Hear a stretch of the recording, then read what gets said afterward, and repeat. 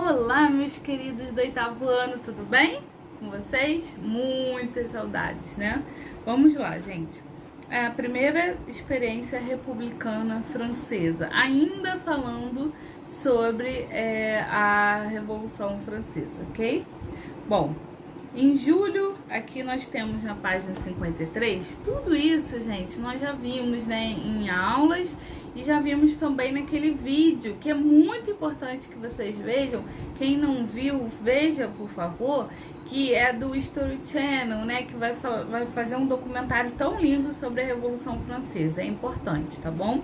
Mas na página 53, nós temos lá a primeira experiência republicana francesa. E aí vem em julho, é uma linha do tempo, tá? Em julho de 1792, as divergências políticas entre os três grupos, né, cresceram na chamada convenção, tá? Nacional. Os políticos eram separados por ideais, né? Lembra que eu falei da esquerda e da direita, né? Que até hoje utilizamos no mundo inteiro para falar de partidos que querem grandes transformações, partidos que são de alta burguesia, né, que já não precisam dessas modificações mais drásticas, enfim, tá? Luiz e Maria Antonieta vão ser julgados e acusados de traição, eles vão morrer. Eu acho que hoje até já falei isso para vocês, né? Depois, em maio e junho de 73, a Revolução vai se radicalizar, né? Marat vai ser assassinado, que era um dos líderes, ele tinha um jornal, e em julho de 73, 1973, vai acontecer a primeira Constituição aprovada da França, ok? E aqui nós temos uns exercícios da página 54 para corrigirmos, né? Vamos lá. Paul Marat, no exercício número 20, foi uma das principais vozes dos sans-culottes em Paris. Jornalista e defensor dos ideais iluministas, ele publicou folhetos que foram a principal forma de comunicação da Revolução. Ele tinha uma doença na pele que obrigava a permanecer em uma banheira enquanto trabalhava escrevendo. A Gironda, Charlotte Corday, entrou em seu banheiro e o matou. A cidade de Paris ficou em choque. A violência contra os girondinos explodiu na cidade. A morte de Marat foi representada na pintura Jacques-Louis David. Nessa pintura aqui. Não sei se vocês vão conseguir ver. Estão vendo? Bom. Identifique as diferenças nas imagens e a relação que elas têm com o seu tempo histórico. Nós temos aí a pintura original e a releitura da internet, né? E aí vocês podem colocar várias coisas. A primeira representa o Marat, um jornalista que usava a linguagem escrita, enfim, folhetos. Ele tinha um jornal, né? E hoje as principais formas de comunicação são diferentes, tá? Vocês podem colocar da velocidade da informação, que é muito maior hoje. Vocês podem colocar até dos músculos, né? Que cresceram de um tempo para o outro, né? Da preocupação com o corpo, enfim. É uma resposta pessoal, tá? Na 21. Quem foram os girondinos? Grupo ao qual pertencia Charlotte Corday. Os girondinos, gente, eles eram da alta burguesia. Eles não queriam transformações drásticas na sociedade, tá? E eles sentavam à direita do parlamento. Por isso, os partidos tidos de direita, eles tendem a não querer grandes transformações, não olham muito para a questão social, tá? No exercício 22, tá assim: com suas palavras, explique que papel Marat desempenhava no processo revolucionário francês. Na verdade, como jornalista, o papel dele era informar, tá? Então, ele também disseminava, isso era muito importante, os ideais iluministas, tá? Bom, e agora na página 55 vai continuar essa linha do tempo. Nós temos a criação da lei de suspeitos. Os suspeitos foram julgados pelo Tribunal Revolucionário. Eu lembro que eu falei para vocês que a guilhotina servia também para igualar a população, a sociedade francesa até na morte, porque antes da Revolução Francesa os ricos, aquelas nobres, né, não ricos só, mas os nobres, bem dizendo, que seria o segundo estamento, eles morriam de forma, vamos dizer assim, mais rápida, ou que seria de forma indolor, se é que é possível. Já os pobres morriam de formas geralmente bastante, né, sanguinolentas, torturados, enfim, demoravam, passavam um processo de morte bem mais difícil, quando condenados, claro, em relação à galera da nobreza, tá? Então a guilhotina ela vai servir também para igualar a sociedade até a morte. Lembra dos ideais da Revolução? Liberté, égalité, fraternité. Liberdade, fraternidade e igualdade, ok? Bom, nós temos em outubro de 1793 o Tribunal Revolucionário, que vai condenar as massas opositoras dos girondinos. Nós vamos ver aqui uma enxurrada de radicalidade dos jacobinos.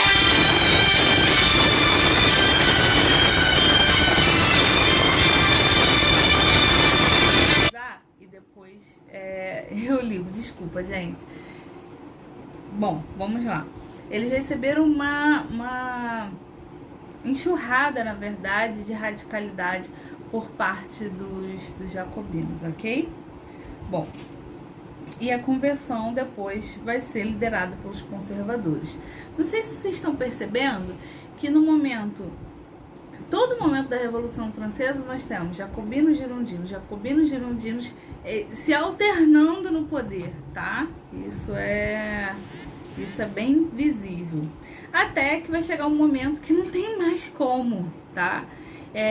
Os girondinos e jacobinos não se entendem, a revolução está se perdendo, os propósitos da revolução estão se perdendo, e quem vai surgir nisso aí? Napoleão Bonaparte, tá? Napoleão Bonaparte. Tem algumas coisinhas para falar sobre ele. Ele dá um golpe que é conhecido como golpe do 18 Brumário. E esse golpe ficou muito importante e famoso, porque tem esse nome, golpe do 18 Brumário, porque a Revolução Francesa vai mudar o calendário, tá? Isso significa que a Revolução Francesa não mudou o calendário, não era mais janeiro, fevereiro, março, abril, era de acordo com os períodos do ano. Então nós tínhamos Brumário, que era o período das brumas, nós tínhamos o período do verão, nós tínhamos o período, tá, da primavera, e por aí vai. E Napoleão dá o golpe.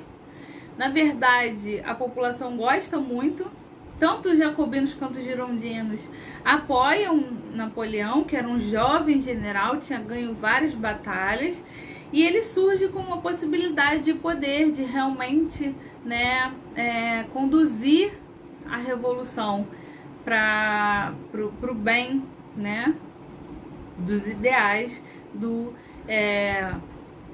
iluministas, né, ideais iluministas de igualdade, fraternidade e liberdade, tá? Desculpa. E aí o que acontece? Napoleão, ele faz uma série de medidas, ele cria o Código Civil, que era o código que dizia que todos eram iguais, ele vai dar apoio à indústria, tá? A industrialização. Ele cria os liceus educacionais, as escolas técnicas, justamente para botar os filhos dos trabalhadores para aprender ofícios dentro da indústria. Ele vai fazer a reforma agrária com as terras dos nobres que tinham ido embora da França. Então Napoleão ele vai criar o Banco da França, então ele de certa forma vai agradando vários setores do terceiro estado que são importantes. E Napoleão é uma figura icônica, tá? Napoleão era megalomaníaco, tinha aquela questão de ser o maioral, tanto é que ele vai para as batalhas todo de vermelho, porque se alguém o atingisse, né, não saberia que tinha atingido Napoleão Bonaparte. Ele é um sujeito que vai desenhar o seu túmulo antes da morte, né, porque até hoje, quando você vai visitar na França, né, o túmulo de Napoleão, você tem que se curvar para vê-lo, enfim. Esse sujeito megalomaníaco começou a trazer essa revolução, os ideais da revolução, de fato para o povo francês, com essas reformas, tá?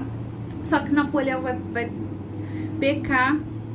Por quê? Porque ele vai começar a brigar com a Inglaterra, ele quer tomar o mercado, inglês, né? O mercado que era suprido pelos produtos ingleses. Então vai ser bastante complicado isso, até que ele chega e decreta o que nós chamamos de bloqueio continental, tá? Napoleão chegou e falou: Europa, vocês não podem mais comercializar com a Inglaterra. Só que a Inglaterra tinha acordos econômicos com vários países importantes, entre eles Portugal. E aí Portugal continuou comercializando com os ingleses. Como iriam fazer, né? 80% dos produtos industrializados em Portugal vinham da Inglaterra. E aí a corte, né, Dona Maria I, que era conhecida como a Louca, e Dom João ficaram entre a cruz e a espada, né? Eles não podiam deixar os acordos com a Inglaterra e ao mesmo tempo estavam ameaçando Napoleão Bonaparte. Então foi bem tenso isso daí, tá bom? Enfim, as coisas foram acontecendo até que Napoleão ficou sabendo que Portugal tinha descumprido o bloqueio continental e, né, fugiu para o Brasil. E Napoleão veio atrás, né, invadiu Portugal, enfim. Isso vai acontecer com todos os outros países que também não respeitaram o bloqueio continental. Inclusive, mais tarde, os russos, né? Os russos também não vão respeitar mais o bloqueio continental e vão ser invadidos por Napoleão. Aí que vem a derrocada de Napoleão Bonaparte. Por quê? Porque os russos têm uma tática de guerra conhecida como terra arrasada. A população vai para o interior do território, colocam fogo, destroem plantações, maquinário, tudo que puder ajudar o povo inimigo que está invadindo. E isso vai acontecer também na Segunda Guerra Mundial, quando Hitler vai invadir a Rússia, tá? E aí o que acontece? Eles invadem, o povo inimigo invade a Rússia, mas o problema é permanecer lá. Muito frio, sem alimento, então muitos do exército inimigo acabam morrendo, enfim. E foi assim que Napoleão vai perder a sua grande batalha aí para os russos. Ele volta para a França, mas ele volta com um exército bem curtinho. Ele foi com um exército muito grande, tipo 600 mil homens, e volta com 200 mil ou menos do que isso, tá? E aí a França começa a chorar, seu exército morto, enfim. E Napoleão vai se exilar a primeira vez, tá? O que é exilar? Ele vai se retirar da França, numa ilha, e lá ele fica. Só que quem chega para comandar a França nesse momento era um parente de Luís, que tinha perdido a cabeça, que também se chamava Luís. Os franceses gostam muito desse nome. E aí o que acontece? Luís chegou para comandar e começou a desfazer as conquistas que Napoleão tinha feito, tá? As conquistas sociais de Napoleão Bonaparte. Esse período que Napoleão sai da França e vem Luís para comandar, né? É um período que nós chamamos de terror branco, tá? Porque ele vai desfazer todas as conquistas, Código Civil, reforma agrária, enfim, destrói tudo que Napoleão tinha feito. Napoleão fica sabendo disso e volta para a França. Só que lembra que eu falei que ele era megalomaníaco? O que Napoleão vai fazer? Napoleão vai atrás de Luís, vai tentar matar Luís, o rei Luís, né? Quando ele vai atrás de Luís, Luís já tá lá na fronteira já com a Áustria, tá? E aí o que vai acontecer? A última batalha de Napoleão Bonaparte, que é conhecida como Waterloo, ok? Mas veja bem, meus queridos, esse período que Napoleão volta do exílio para a França, tá? Ficou conhecido como o governo dos 100 dias. Ele só ficou 100 dias ali, porque o objetivo dele, na verdade, era matar Luís. Só que ele não sabia que existia um exército inimigo muito grande de russos, né, de prussianos, que eram, né, hoje, que era o reino que hoje vai compor ali a Alemanha, austríacos e ingleses, tá, gente? Então eles vão Napoleão vai perder a batalha, é exilado novamente e vai morrer lá no exílio, tá? Depois vão estudar o corpo de Napoleão e vão ver que ele poderia ter morrido de câncer, tá? Enfim, meus queridos, nós temos muita coisa para falar da Revolução Francesa e as consequências políticas, sociais e culturais é o exercício que eu vou pedir para vocês, né, fazerem depois. Mas vamos lá, já falamos bastante coisas sobre Napoleão, enfim. Vamos corrigir, na verdade, a página 57 agora e 58. E vai ficar para vocês fazerem aí, tá?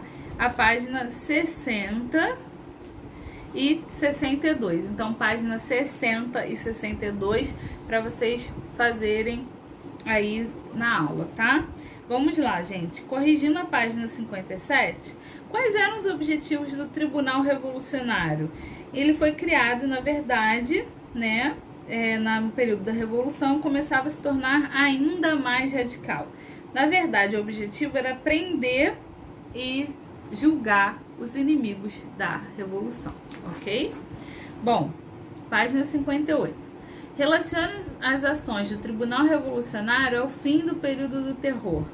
Na verdade, a radicalização, as perseguições, as prisões fizeram, né, que promovidas pelo Tribunal Revolucionário, comandados por Robespierre, mas não precisa escrever isso, levou um clima de pânico. A violência começou a crescer e o descontrole começou a tomar conta, tá? E aí aumentou a conspiração dos opositores dos jacobinos, dos girondinos, tá? E aí conseguiram acabar com o fim do terror, tá? Acabaram tirando os jacobinos do poder. Então vamos lá, ainda na 24, vocês, para relacionar uma coisa com a outra, o Tribunal Revolucionário radicalizou tanto que começou a aumentar, vamos dizer assim, a oposição dos girondinos, e eles conseguiram tomar o poder, tá?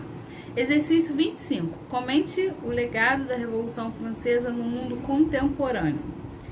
É interessante isso porque os ideais da Revolução Francesa vão inspirar constituições do mundo afora. Nossa Constituição aqui, nossa última Constituição de 1988, ela é inspirada nos ideais iluministas e, portanto, da Revolução Francesa, tá?